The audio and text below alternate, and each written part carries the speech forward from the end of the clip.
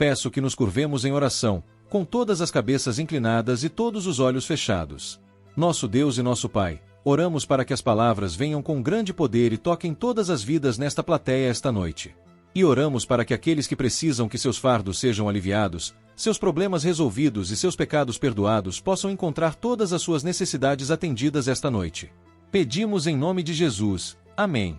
Agora, esta noite, quero que vocês abram comigo o capítulo 5 do Evangelho de Marcos. Capítulo 5 de Marcos. Não vou ler porque é muito grande, mas vou contar a história porque é a história do encontro de Jesus com um homem possuído por um demônio. E quero falar esta noite sobre o diabo e os demônios. Bruxas e bruxas. Jesus Cristo acabava de atravessar o mar da Galileia. Ele estava num barquinho e estava cansado. Jesus era divino e era Deus, mas também era humano. Ele ficou cansado e com sede. Ele estava dormindo neste barco e veio uma tempestade, e você se lembra da história. Os discípulos ficaram com medo e disseram: Mestre, vamos morrer. Ficaram aterrorizados. Então Jesus subiu no barco, levantou a mão e disse: Cala-te, fica quieto. O vento se acalmou. Os relâmpagos pararam de brilhar. Os trovões pararam de rugir. E os discípulos ficaram ainda mais atemorizados. E diziam: Que homem é este, que até o vento e o mar lhe obedecem? Eles ainda não tinham compreendido plenamente que ali estava o Senhor de todas as eras, o Rei dos Reis, o Senhor dos Senhores, o Deus verdadeiro. Mas chegaram ao outro lado do pequeno mar da Galileia. E lá encontraram uma visão estranha. Um homem selvagem, um homem nu, sangrando da cabeça aos pés por causa dos ferimentos altos e profundos. O homem veio correndo e gritando. E a Bíblia diz que ele estava possuído por um demônio. Você diz agora: Billy Graham, você acredita que eles eram realmente demônios? Sim, eu acredito que havia demônios de verdade nos dias de Jesus. E eu acredito que eles são demônios de verdade agora. Existe um diabo de verdade. Existe um verdadeiro diabo no mundo agora. A Bíblia ensina, e podemos ver evidências de sua ação em todos os lugares.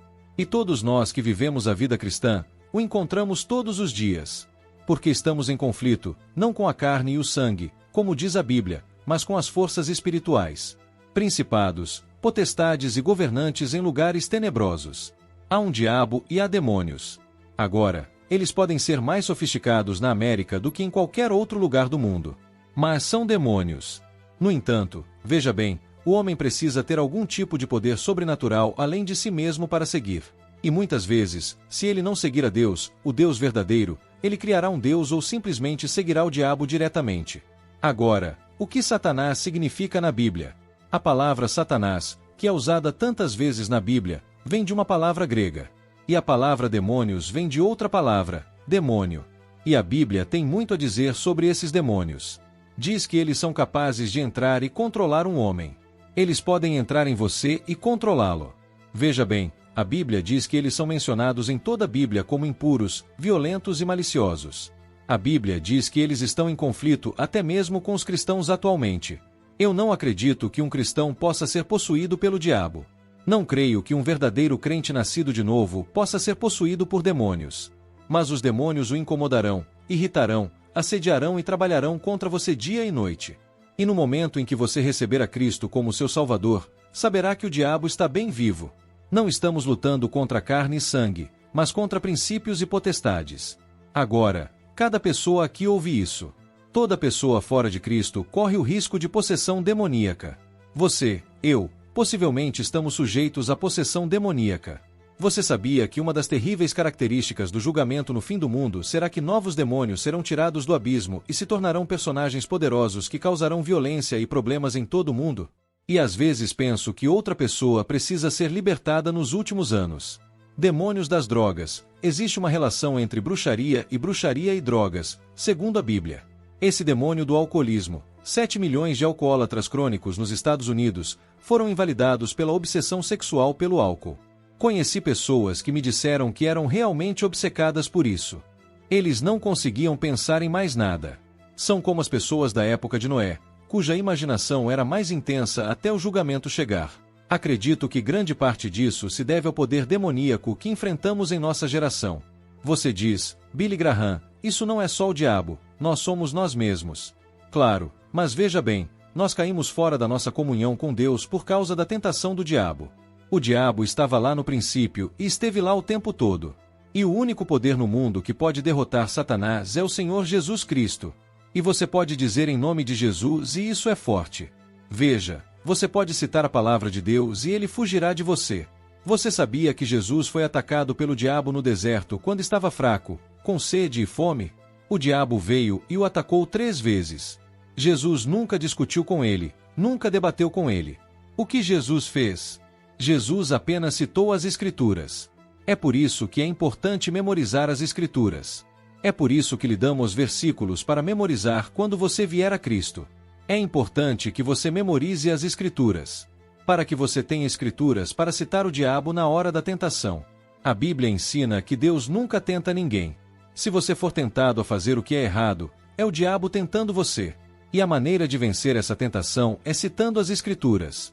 E sejam cheios do Espírito Santo de Deus e andem na vontade de Deus como Jesus estava na tentação.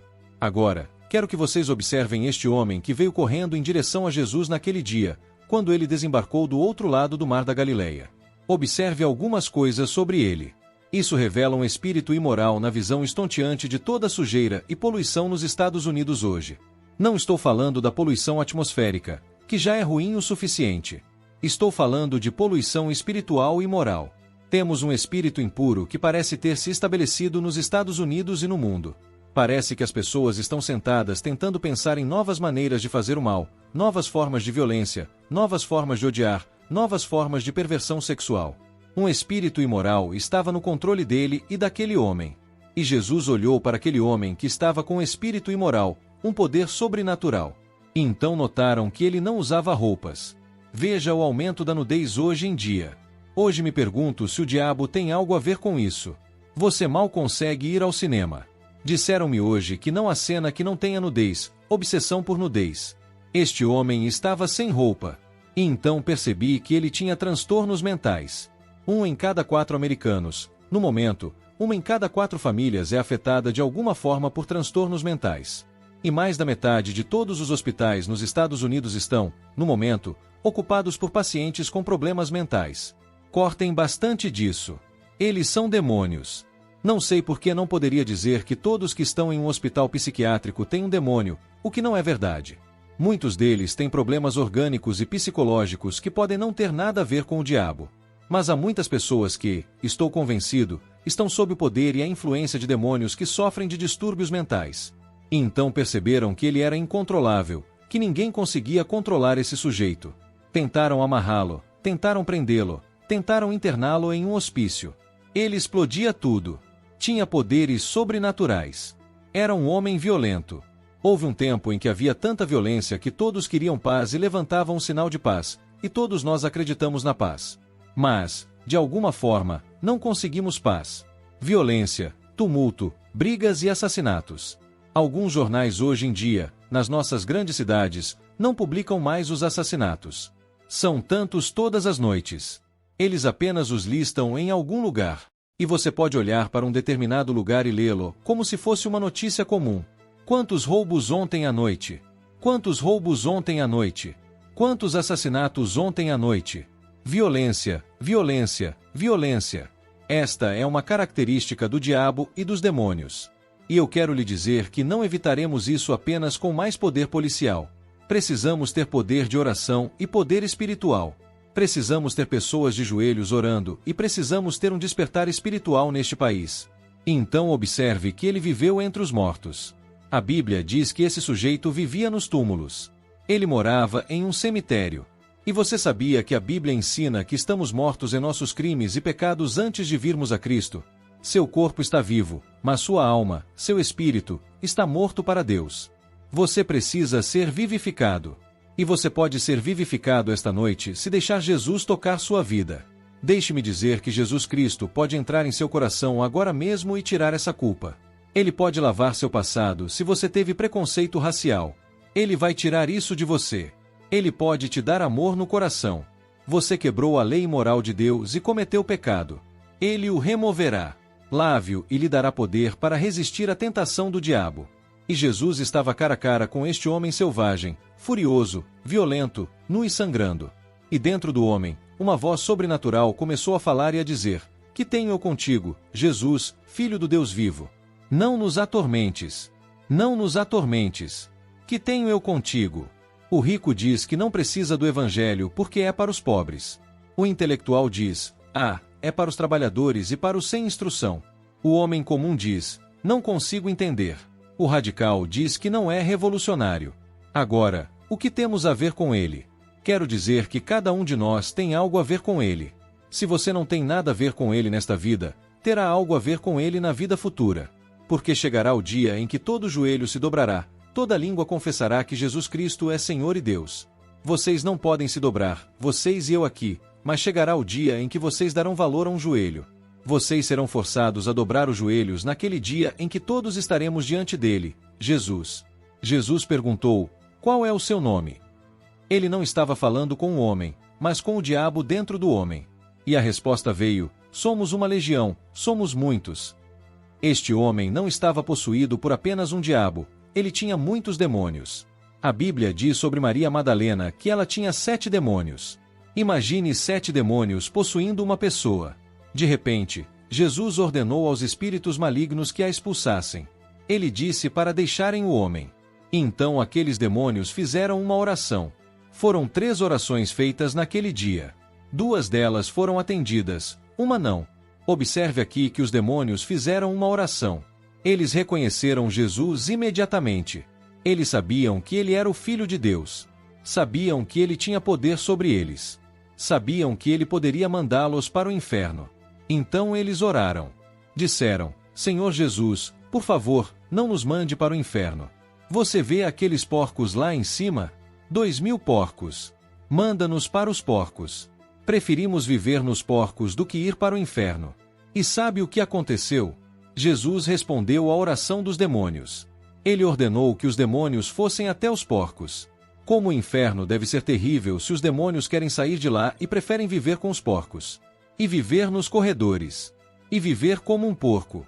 Imediatamente, os porcos selvagens ficaram violentos. Começaram a correr. E eles correram do penhasco e se afogaram no mar. Então a segunda oração aconteceu porque todos os comerciantes da cidade foram embora. Todos os líderes da pequena cidade foram embora para ver o que estava acontecendo. E lá eles viram o homem com quem tinham tantos problemas. Este homem violento, nu e sentado, vestido e em sã consciência, sorrindo, completamente transformado e mudado. Mas eles não estavam interessados nele. Eles só conseguiam pensar nos porcos. Estavam mais interessados em economia do que em transformação espiritual. Então, fizeram a oração mais terrível que eu acho que existe na Bíblia. Eles disseram: Jesus, deixa-nos em paz. Vai-te embora. Deixa a nossa cidade. Não queremos vocês. Sabem o que aconteceu? Jesus respondeu à oração deles. Ele foi embora. E nunca mais voltou. E é possível que você diga: Senhor, me deixe em paz. Vejam, o Espírito de Deus está falando com centenas de vocês aqui esta noite. Ele está te deixando desconfortável.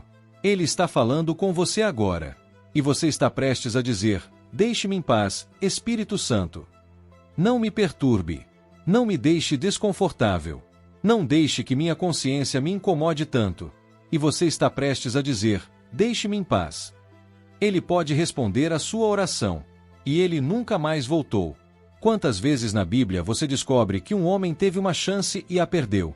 Ele teve uma hora com Deus e perdeu. Ou uma hora com Deus e aproveitou. Vejam Zaqueu. Uma grande multidão passava pela sua cidade. E ele ouviu que Jesus, o famoso mestre Galileu, estava passando e entrando. Zaqueu era baixo e não conseguia ver Jesus. Então, subiu a uma colina e ficou olhando para Jesus. De repente, Jesus parou e disse: Zaqueu, desce. Vou à sua casa jantar com você hoje. Zaqueu pulou no chão e Delimudio diz que ele se converteu num ato que o fez cair no chão. Ele foi transformado e mudado. E ele era cobrador de impostos. E estava tirando dinheiro de pessoas sem autoridade. E disse a Jesus que devolveria tudo. Ele estava arrependido do seu pecado e devolvendo tudo quando conheceu Jesus. O que poderia acontecer com você? As pessoas pediram para Jesus ir embora e ele foi embora. Agora, outra oração foi feita. O homem que foi tocado e curado fez uma oração. Qual foi a sua oração? Ele disse: Senhor, isto é maravilhoso. Eu mudei, fui transformado, fui convertido, fui salvo. Eu quero ir com você, eu quero viver com você de agora em diante. Jesus disse não. Esta é a oração que Jesus se recusou a responder. Ele disse: voltem para suas casas, voltem para o mesmo endereço, voltem para suas aldeias, voltem para suas cidades, voltem para suas escolas, voltem para suas famílias e contem as grandes coisas que Deus fez por vocês. Vejam, entramos em uma grande cruzada aqui esta noite, uma grande multidão, 43.000 pessoas estão aqui esta noite, e nós dizemos: não é maravilhoso este cântico? E reunimos batistas, presbiterianos, metodistas, católicos e judeus, e estamos todos aqui? Quão maravilhoso é isso!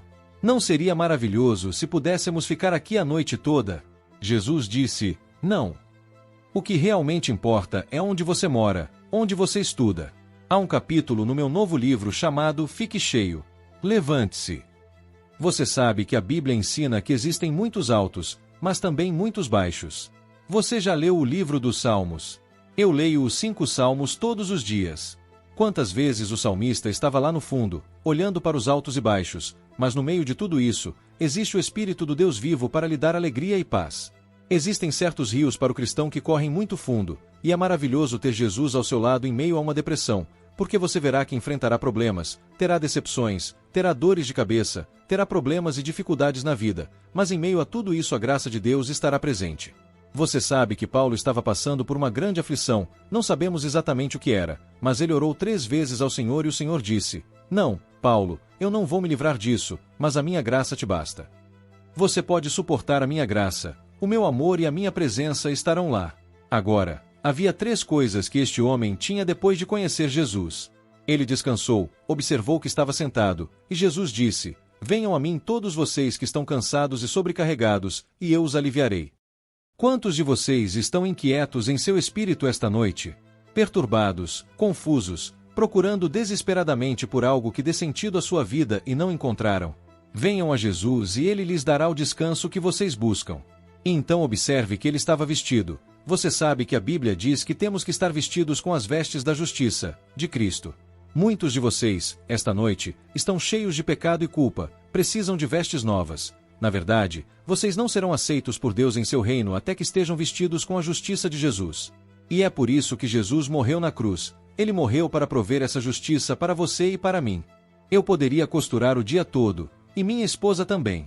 Ela é uma costureira maravilhosa e faz muitas de suas próprias roupas. Quando as crianças eram pequenas, ela fazia todas as roupas, mas não sabia costurar bem o suficiente para costurar uma capa e um terno que me servissem no céu, que foi comprado pelo sangue de Jesus na cruz. E vestido com a sua justiça, eu vou para o céu e caminharei pela avenida da redenção, não por minha causa, não por causa da minha bondade e da minha justiça, mas por causa da justiça de Jesus Cristo. E então a Bíblia diz que este homem estava em seu perfeito julgamento. O pecado destrói nossa mente, influencia nossa mente, distorce nossa mente. Nós olhamos as coisas do ponto de vista da perspectiva errada e confundimos todos os nossos valores, mas quando você vem a Cristo e começa a ver o mundo através dos olhos de Deus, você não sai por aí acenando com a mão e dizendo o que vai acontecer, paz em seu coração. Você pode ler as manchetes e elas são assustadoras, mas Cristo estará no controle e Ele está lá. Eu pedirei que você receba Cristo esta noite. Pedirei a centenas de vocês agora mesmo que se levantem do seu lugar. Agora mesmo se levantem do seu lugar e venham. Fiquem aqui em frente a esta plataforma e digam que eu quero receber Jesus Cristo em meu coração. Eu quero que Ele toque minha vida. Eu quero que Ele perdoe meu pecado. Eu quero saber que ajudarei milhares de pessoas nos últimos dias aqui no Texas que assumirão este compromisso. Estou pedindo que você se junte a eles esta noite e assuma este compromisso com Cristo. Depois que você vier, eu direi uma palavra para você, eu orarei por você e eu lhe darei um livro, e então você pode voltar para seus amigos. Se você tiver parentes ou amigos, se você estiver em um ônibus, eles esperarão por você. Você apenas se levanta e vem. Você irá tirar alguns minutos. Você que está na galeria na parte superior, levará 2 ou 3 minutos para chegar. Então comece agora. Vamos esperar e eu pedirei às pessoas de todos os lugares que estão em oração para que você venha. Cristo e deixe que Ele transforme sua vida e faça de você uma nova pessoa, rapidamente, agora mesmo. Tenho certeza de que você está assistindo na televisão. Você pode ver que há centenas e suponho que milhares de pessoas que estão a caminho para assumir seu compromisso com Jesus Cristo aqui no Texas esta noite. Você pode assumir o mesmo compromisso agora mesmo em sua casa ou hotel, onde quer que esteja. Você também pode dizer sim ao Senhor Jesus Cristo. Entre em minha vida, mude minha vida, transforme-me como você fez com aquele homem há tanto tempo e o Senhor fará isso comigo hoje. Amém. Esta noite eu quero que você abra sua Bíblia comigo no capítulo 2 do Evangelho de Lucas. Lucas capítulo 2, porque eu quero falar esta noite sobre os anjos, especialmente os anjos do Natal. No capítulo 2, versículo 8, é muito familiar, aquela passagem familiar que quase todo mundo sabe de cor. E havia no mesmo país pastores que viviam no campo observando seu rebanho à noite, e eu adorei isso, que o anjo do Senhor veio sobre eles e a glória do Senhor brilhou ao redor deles e eles ficaram com medo. E isso diz que eles estavam com muito medo e o anjo do Senhor disse: Não tenham medo, pois eis que vos trago boas novas de grande alegria, que será para todos os povos. Pois para vocês nasceu hoje na cidade de Davi um Salvador que é Cristo, o Senhor. E eu quero mostrar a vocês como nestes 2 primeiros capítulos do Evangelho de Lucas quantas vezes e o evento importante que os anjos aparecem. Por exemplo, Zacarias, que era o sacerdote, e um anjo do Senhor apareceu a ele em pé no lado direito do altar de incenso, e quando Zacarias o viu ele ficou perturbado e o medo caiu sobre ele. Mas o anjo disse: Não tenha medo. Vez após vez, quando os anjos apareceram para as pessoas no Antigo Testamento e no Novo Testamento, o anjo disse: Não tenha medo. E então voltamos para o versículo 19, e este anjo identifica: Eu sou o anjo, respondendo a ele: Eu sou Gabriel, que está na presença de Deus e fui enviado para falar com você e mostrar-lhe coisas felizes. E então, virando a página, encontramos o anjo novamente. Desta vez aparecendo a Maria, a mãe do Senhor. No 6º mês, o anjo Gabriel, o mesmo anjo, foi enviado por Deus para uma cidade na Galiléia chamada Nazaré, e uma noiva virgem de um homem cujo nome era José, da casa de Davi, e o nome da virgem era Maria. O anjo, se aproximando dela, disse: Alegre-se, o Senhor está com você, bendita és você entre as mulheres. Nós fazemos muito pouco de Maria. Maria era provavelmente uma adolescente com não mais que 15 ou 16 anos, noiva para se casar, nunca conheceu nenhum homem. E o anjo disse a ele: Você é a mais favorecida entre todas as mulheres. E o anjo disse a ela: Não tema, Maria, porque você vê.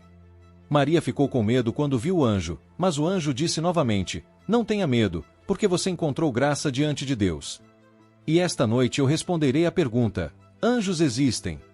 Acabei de escrever um livro sobre anjos. Ele está em todas as livrarias agora, em toda a América. Você pode comprá-lo agora mesmo. Passei o ano passado escrevendo este livro e estudando o assunto de anjos. Só posso falar um pouco esta noite porque há muito a dizer na Bíblia sobre anjos. Há prateleiras inteiras de livros sobre demônios, ocultismo e satanismo, mas você dificilmente encontrará um livro sobre a noiva para se casar nunca conheceu nenhum homem. E o anjo disse a ele que você é a mais favorecida entre todas as mulheres. E o anjo disse a ela: Não tema, Maria, porque você vê que Maria ficou com medo quando viu o anjo. Mas o anjo disse novamente: Não tenha medo, porque você encontrou graça diante de Deus. E esta noite eu responderei à pergunta: os anjos existem? Acabei de escrever um livro sobre anjos, está em todas as livrarias agora em toda a América. Você pode comprá-lo agora mesmo. E passei o ano passado escrevendo este livro e estudando o assunto de anjos, e só posso falar um pouco esta noite porque há muito a dizer na Bíblia sobre anjos. Existem prateleiras inteiras de livros sobre demônios, ocultismo e satanismo, mas você dificilmente encontrará um livro sobre a noiva para se casar nunca conheceu nenhum homem. E o anjo disse a ele que você é a mais favorecida entre todas as mulheres. E o anjo disse a ela: Não tema, Maria, porque você vê que Maria ficou com medo quando viu o anjo. Mas o anjo disse novamente: Não tenha medo, porque você encontrou graça diante de Deus. E esta noite eu responderei à pergunta: os anjos existem? Acabei de escrever um livro sobre anjos, está em todas as livrarias agora em toda a América. Você pode comprá-lo agora mesmo. E passei o ano passado escrevendo este livro e estudando o assunto de anjos, e só posso falar um pouco esta noite porque há muito a dizer na Bíblia sobre anjos.